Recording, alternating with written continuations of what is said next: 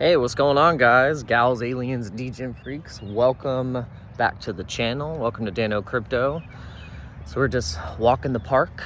We're walking our park, and we're just getting the sentiment of the market today.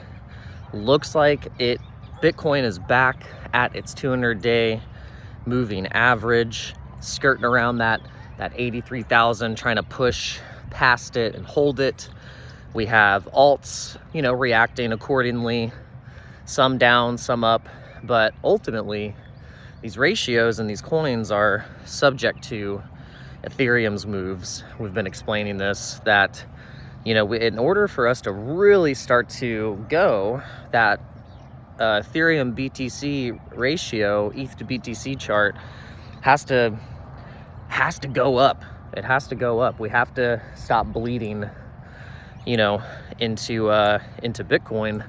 Doesn't mean that Bitcoin will just stop and then everyone will start buying ETH, but it just means that some of the ratio of Bitcoin will actually start to go into Ethereum, which will then subsequently make our bags pump. We'll get a better sentiment in the altcoins, and if we can hopefully get that linked up and synced up and paralleled with the feds, the Federal Reserve, and the federal government, basically, quantitative easing. So they start easing the interest rates. We might cut interest rates during this meeting. We have the FOMC meeting coming up in just a couple weeks. It's just right around the corner. They could possibly cut rates during this meeting. The last meeting, it was just paused. There was no rate cuts. There was no increase. It was just paused. So, and then also we've kind of had the dollar trending down. It was trending up a little bit, but moreover, we had been breaking down on a descending wedge of the Dixie, the strength of the dollar. So it's all these things that have to line up. We have to have the federal interest rates get cut. We have to have the money supply is increasing too. So the money supply is increasing, interest rates lower, and this could be a really, really interesting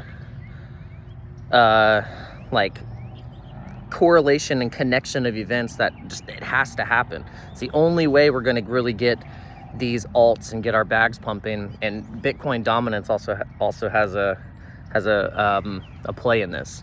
So it's like all of these things, if they can just they're not all going to time perfectly, like, oh, right here in this month, like this is what's going to happen. We'll have all of these figures line up, and then we'll get our altcoin season, and then we'll finally have Ethereum pumping. We're just going to have to kind of let the year play out. My prediction is that everything will start to ultimately play out around August, September. Like August, September would be kind of the sweet spot, I guess, for all of these things to come into play. Like maybe we'll have some rate cuts by then. We'll have more money supply coming in, and also Bitcoin dominance could be going down. So there's a lot of things to keep in mind, but ultimately we could just try and be super bullish on Ethereum, because if we keep thinking that we don't need Ethereum, like it's just like another coin. I like how our friend Sami explained this. He's like, look, people act like we don't need Ethereum to pump. It's just another coin, but 95% of the market is required and does care that Ethereum is down and it's been beat down. We need Ethereum. We do need it. Like, as much as we joke, we actually do need it to do something. So I've been making a joke that Vitalik needs to put the suit on. He needs to wear a suit instead of a kitty shirt and Crocs. He needs to put on some nice shoes, put on some pointed leather shoes with a suit, comb his hair, slick it back, and go and talk to Trump and the Trump administration and his team to pump ETH, and also get the institutions to start flooding into that ETF, because that's the other key.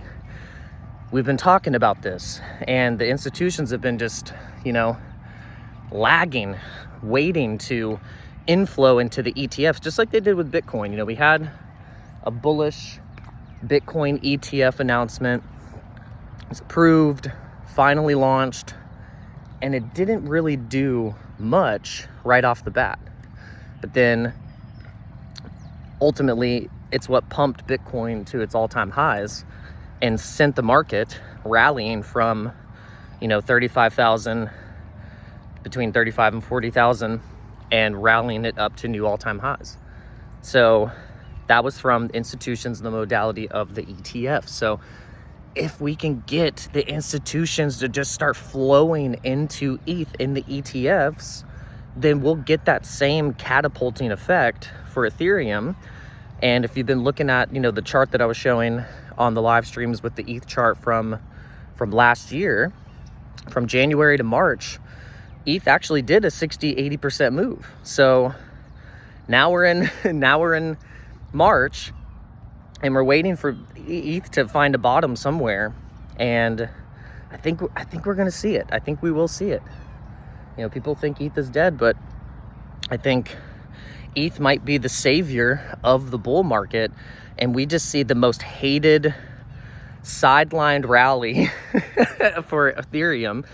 That's kind of what happened with Bitcoin. You know, people were thinking like, oh, you know, Bitcoin, is it really going to rally up to all-time highs like this? And then all of a sudden it just started to run. It started to run. And I would love to see that for Ethereum, where we start to, you know, see a resurgence in FOMO into Ethereum. It would be great. It'd be so healthy for the market.